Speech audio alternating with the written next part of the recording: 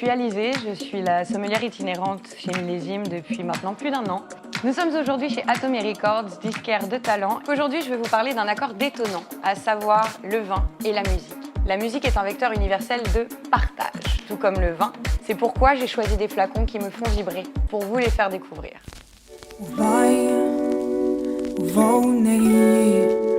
Pour ce premier opus, j'ai découvert une chanteuse qui s'appelle Vaitheani et sa chanson Ovai. C'est une chanson qui pour moi a été une révélation et qui est d'une mélancolie et d'une musicalité absolument superbe qui appelle à un moment de détente.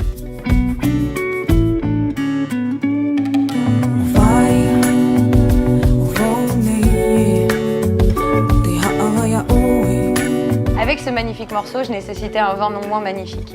On a rentré ce domaine il y a très peu de temps. C'est un Mas Bruguière, cuvée Les Mûriers. On est donc sur un vin blanc du Languedoc absolument superbe. On va avoir de la vivacité, de la minéralité, avec une légère amertume qui rappelle justement cette mélancolie de la chanson qu'on peut y retrouver. C'est un vin qui nécessite de s'asseoir à l'ombre d'un manguier et d'écouter les embruns cassés sur le lagon. Il y a une complexité, une rondeur qui pour moi rappelle la mélancolie de la voix de Vaitheani.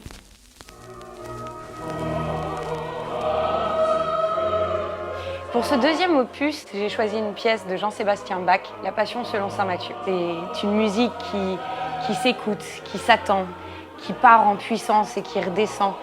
C'est comme une vague, c'est comme une marée. C'est 2h45 de pure extase. J'ai décidé de l'associer avec un Ayala Brut Nature. C'est une cuvée assez exceptionnelle de la maison Petite Sœur de Bollinger, qui est toute en fraîcheur et en finesse.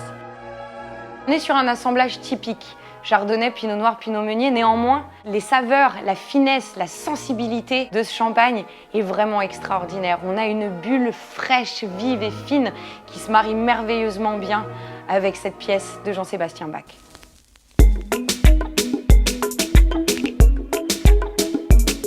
Pour ce troisième opus, j'avais envie d'un petit peu de légèreté et d'un petit peu de gaieté. Alors j'ai choisi une chanteuse que certains d'entre vous devraient connaître, qui s'appelle Jane, avec son morceau All Right.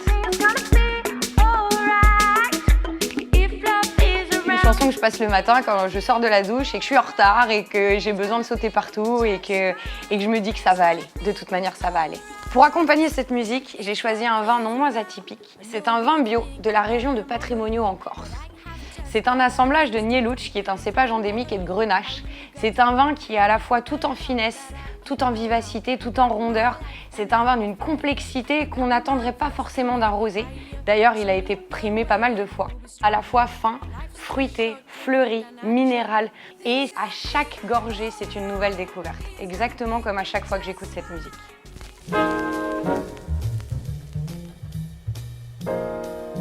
Ce quatrième opus me tient particulièrement à cœur. J'ai choisi un morceau de Miles Davis qui s'appelle So What.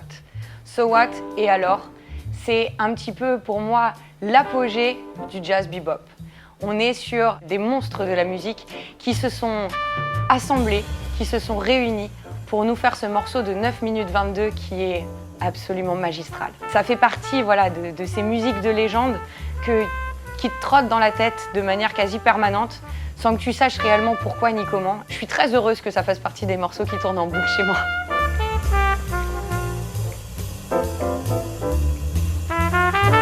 J'ai décidé de l'associer avec un vin qui est So What aussi. Et alors, j'ai décidé de l'associer avec la cuvée Tignanello du domaine Marchesi Antinori.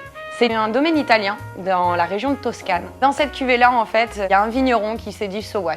Il a décidé de casser les codes et de faire un assemblage en fait avec des cépages qui n'étaient pas forcément tous issus de la même région, notamment le Cabernet Sauvignon et le Cabernet Franc, qui ont apporté une certaine structure, qui ont apporté les fondations à ce Sangiovese qui est à la fois épicé, à la fois boisé, avec des arômes de fleurs comme ça séchés derrière. C'est un vin exceptionnel qui nécessite un morceau non moins exceptionnel.